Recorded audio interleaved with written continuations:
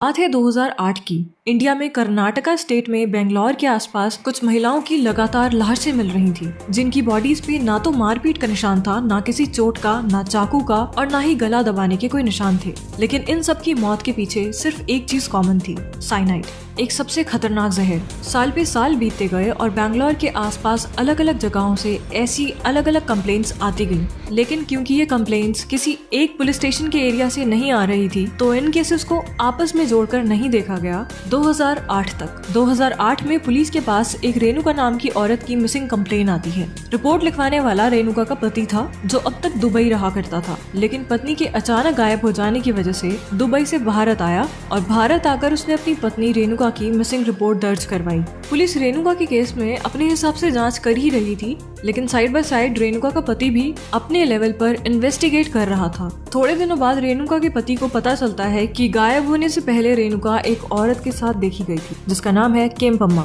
लेकिन आश्चर्य की बात ये थी कि केम्पम्मा भी गायब थी। अब ये बात पति पुलिस को बताता है और जिन लोगों ने रेणुका को केम्पम्मा के साथ देखा था, उन लोगों ने केम्पम्मा का स्केच बनवाया। जिसके बाद 31 दिसंबर 2008 को पुलिस को इन्फॉर्मेशन मिलती है कि केम्पम्मा जैसी दिखने वाली एक औरत इस वक्त एक बस स्टैंड पर खड़ी है। पुलिस जाकर केम्पम्मा को पकड़ लाती और रेणुका के बारे में केम्पम्मा से क्वेश्चंस पूछने शुरू करती है। अब तक पुलिस इस बात से अनजान थी कि एक साधारण सी मिसिंग कंप्लेन पे जो ये फाइल खोली गई है, ये इतने गहरे क्राइम की फाइल बनेगी कि इंडिया की क्राइम हिस्ट्री में इस केस का नाम होगा। पुलिस से बात करते हुए केम्पम्मा अपने बार बार स्टेटमेंट्स बदल रही थी, जिसके बाद पुलिस ने केम्पम्मा की कुंडली निकाली।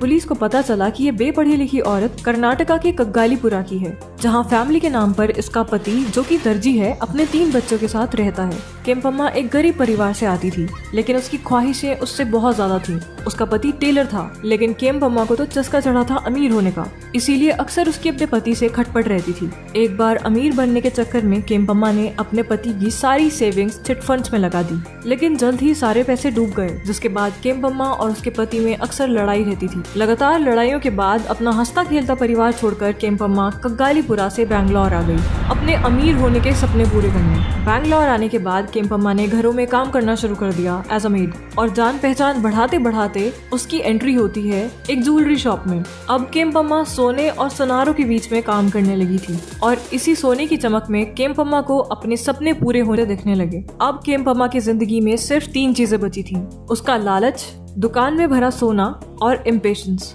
और इसीलिए केम्पम्मा 1999 में अपनी जिंदगी की पहली चोरी करती है, लेकिन वो पकड़ी जाती है और इसके बाद उसे 6 महीने की जेल की सजा होती है। 6 महीने बाद जेल से वापस आने के बाद केम्पम्मा के पास ना तो घर था और ना ही काम, इसीलिए उसका नया ठिकाना बन गया था मंदिर। लेकिन 6 महीने जेल में काटने के बाद भी केम्पम्मा के अंदर जल्दी से जल्दी अमीर होने का सुरूर खत्म नहीं हुआ था, और ना ही क्राइम की दुनिया से दूर रहने का उसने कोई सबक लिया। अब अलग अलग मंदिर ही उसके ठिकाने बन गए थे। 6 महीने जेल में रहने के बाद केम्पम्मा और भी ज्यादा ढीठ हो गई और जल्दी अमीर होने के लिए उसने चोरी से भी खतरनाक एक रास्ता अपनाया, लोगों को मारने का। केम्पम्मा मंदिर में आई महिलाओं को बहुत बारीकी से भांपने लगी। वो मंदिर में आती जाती महिलाओं में एक कॉम्बिनेशन ढूंढती। महिला अमीर होनी चाहिए, किसी मन्नत को लेकर दुखी होनी चाहिए और इतनी सीधी होनी चाहिए कि केम्पम्मा की बातों में आसानी से आ जाए। ऐसे ही ऑब्जर्वेशंस लगातार करने के बाद केम्पम्मा को अपना पहला शिकार मिलता है 19 अक्टूबर 1999 को। एक 30 साल की औरत जिसका नाम था ममता राजन, जो अमीर थी लेकिन बच्चा न होने की वजह से काफी दुखी थी। केम्पम्मा उसके सामने जाकर इस तरह से बात करती है जैसे केम्पम्मा को पूजा पाठ में काफी इंटरेस्ट है। वो ममता से कहती है कि तुम्हें बच्चा हो, इसके लिए मैं मंडल पूजा करूंगी, लेकिन उसके लिए तुम्हें कुछ जरूरी चीजें करनी होंगी, जैसे इस पूजा के बारे में तुम्हें किसी को भी नहीं बताना। जिस दिन ये पूजा होगी उस दिन मेरी बताई हुई जगह पर मेरे बताए हुए टाइम पर तुम्हें नई साड़ी पहनकर अपने सारे आभूषण लेकर उस जगह आना होगा।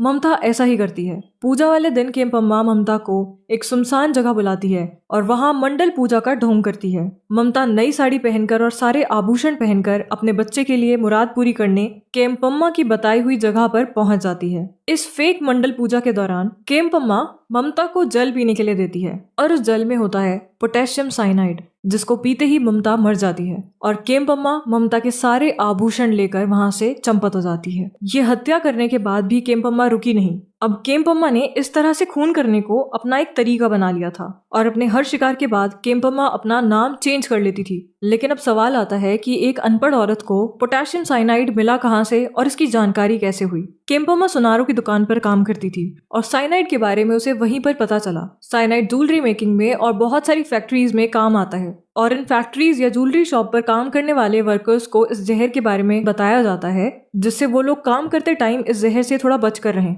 पोटेशियम साइनाइड की एक खूबी है वो ये कि हर कोई इसकी स्मेल नहीं पहचान सकता। इसकी महक एकदम बिटर आमंड जैसी होती है। इस पहले शिकार के बाद दूसरा शिकार आता है एलिजाबेथ नाम की औरत का। केम्पम्मा का अगला शिकार था एलिजाबेथ नाम की एक औरत जो 52 साल की थी और उसकी पोती खो गई थी। वो रोजाना मंदिर में अपनी खोई हुई पोती को वापस पाने के लिए मन्नत मांगने के लिए आया करती थी। तीसरा शिकार था यशोदमा जो 60 साल की थी और वो अपने बेटे की शादी की मन्नत मांगने मंदिर आया करती थी। चौथा शिकार था 60 साल की मुनम्मा जिसको दमा यानी एजमा था। पांचवी थी पिलम्मा और छठी नागवेणी और सातवां शिकार था रेणुका। पुलिस को रेणुका की बॉडी एक गेस्ट हाउस में मिलती है और उस गेस्ट हाउस में रेणुका के साथ रुकी हुई थी जयमाथा नाम की एक औरत। वो जयमाथा और कोई नहीं केम्पम्मा थी, क्योंकि केम्पम्मा हर केस के बाद अपना नाम बदल लेती थी। केम्पम्मा का पहला शिकार ममता राजन 1999 का केस है और रेणुका 2006 का। पुलिस केम्पम्मा तक पहुंचती है 2008 में और इस सारे टाइम के बीच में केम्पम्मा ने सिर्फ 7 खून करे हैं, ये मानना काफी मुश्किल है। पुलिस की माने तो उनके हिसाब से केम्पम्मा 20 से ज्यादा कत्ल कर चुकी है, लेकिन एविडेंस सिर्फ इन 7 केसेस के हैं। जिसके बाद 2010 में कर्नाटका की कोर्ट केम्पम्मा को फांसी की सजा सुनाती है, लेकिन 2012 में जब ये केस हाई कोर्ट तक पहुंचता है तो हाई कोर्ट फांसी की सजा कम करके केम्पम्मा को उम्र कैद की सजा सुनाती है। और जैसा कि मैंने बताया कि केम्पम्मा अपने हर कत्ल के बाद अपना नाम चेंज कर लेती थी, केम्पम्मा के खिलाफ पुलिस के पास जो आखिरी केस आया उस केस में केम्पम्मा ने अपना नाम बदलकर मल्लिका रख रखा था और वहीं से लोगों ने इसको साइनाइड मल्लिका के नाम से जाना।